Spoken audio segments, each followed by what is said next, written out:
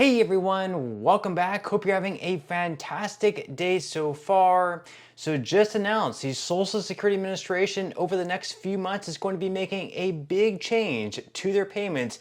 In today's video, we are going to be breaking down everything that you need to know and what you'll need to do if you're one of the ones impacted by this change by the SSA. But before we go ahead and dive into it for today, if you would like to receive up to $200 in free stock or $200 in free cash, in a pinned comment below, I will be leaving a link to Robinhood. All you have to do is once you click on that link is just sign up for a free account and then simply link your bank account. You do not even have to make an opening deposit. At that point in time, Robinhood will be sending you one free stock worth all the way up to $200.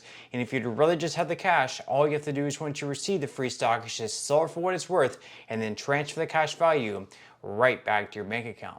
Okay, so diving right into for today. So before we get into the big change that the SSA is going to be implementing this fall to their payment structure and what you'll need to do if you're impacted by this change. First off, we're going to be diving into an updated list from Go Banking Rates. So basically what they're doing in this list is they're breaking down which states have the lowest cost of living and which states have the highest cost of living and how much you'll need pretty much in each state to be able to comfortably retire. Of course, this could be important for some people who are getting closer to their retirement age and perhaps thinking about relocating to a lower cost of living state, or perhaps if they're thinking about moving to another state, how much money they'll need to be able to retire comfortably in that state. So we're going to go ahead and dive into this article here. First off by Fox News, but they're actually using Go Banking Rates list.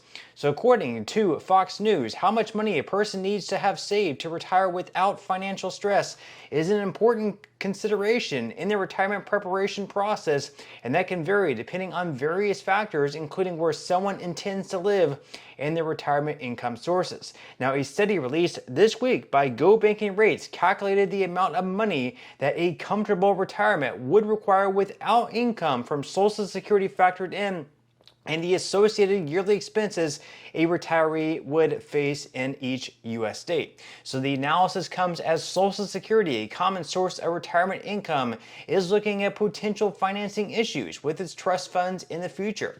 The trustees for Social Security and Medicare recently found that if Social Security's old age and survivors insurance and disability insurance trust funds were combined, the trust funds would be able to pay 100% of scheduled benefits until 2034, 1 year earlier than reported last year. Now, after that, the trust funds would be able to pay only 81% of scheduled benefits, meaning Social Security recipients would see a mandatory 19% cut automatically.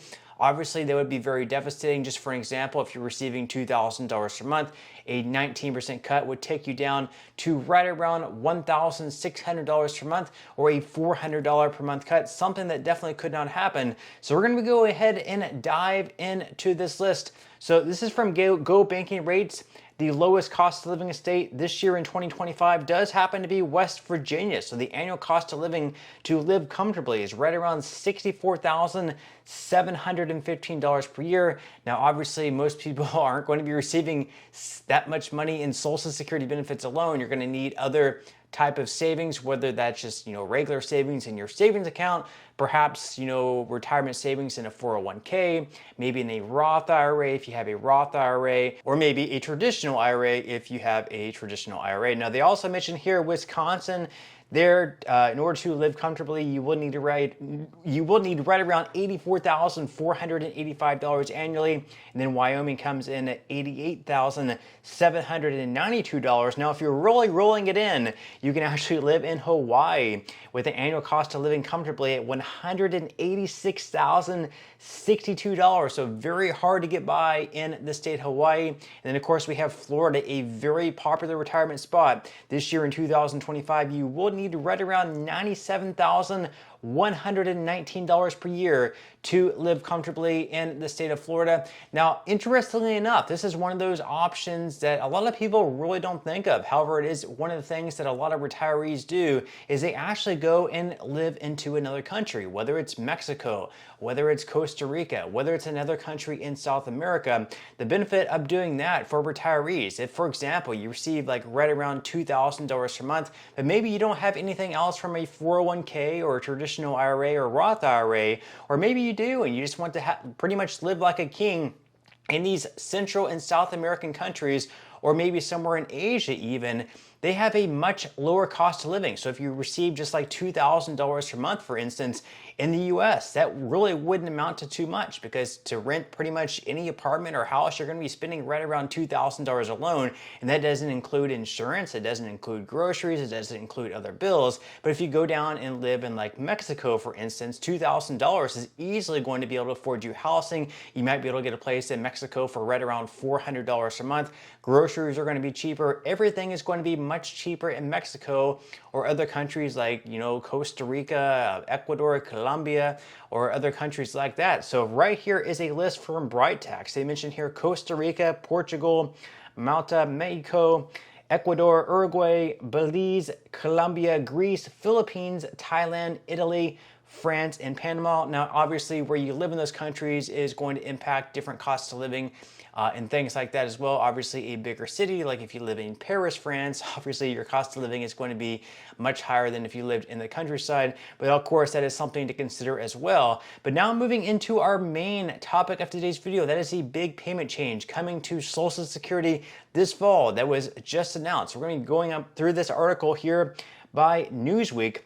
They say that paper Social Security checks will no longer be issued as of fall 2025. So in the fall, starting after September 30th of this year, you will need to set up and actually have a bank account that you have your Social Security checks directly deposited into. Now, the majority of people receiving Social Security already have a bank account, and that's how they receive their Social Security check directly deposited into their bank account. But we still have right around 500,000 people who receive Social Security benefits who still receive a paper check in the mail. So the article here goes on to say that nearly 500,000 recipients still receive their monthly benefits this way.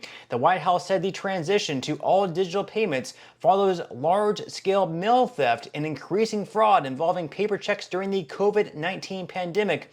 The order outlines that Treasury Department checks are 16 times more likely to be reported as lost or stolen, returned undeliverable, or altered than an electronic funds transfer. And this also includes Social Security payments, a small number of which are still issued via paper checks. Critics of the policy have said that it could have negative impacts on vulnerable recipients, while supporters have said that the change is long overdue. Now, of course, there are going to be some exceptions here, so that under specific circumstances, including a lack of access to banking or electronic services, emergencies creating undue hardship, or special law enforcement and national security needs. In those cases, you might still be able to receive a check in the mail instead of a direct deposit. But with that said, leave your thoughts and comments below about this change. Is it going to impact you? Is it going to impact any family members or friends that you know? Leave your thoughts and comments below. But that's all we have for today's video, and I will see you in the next one.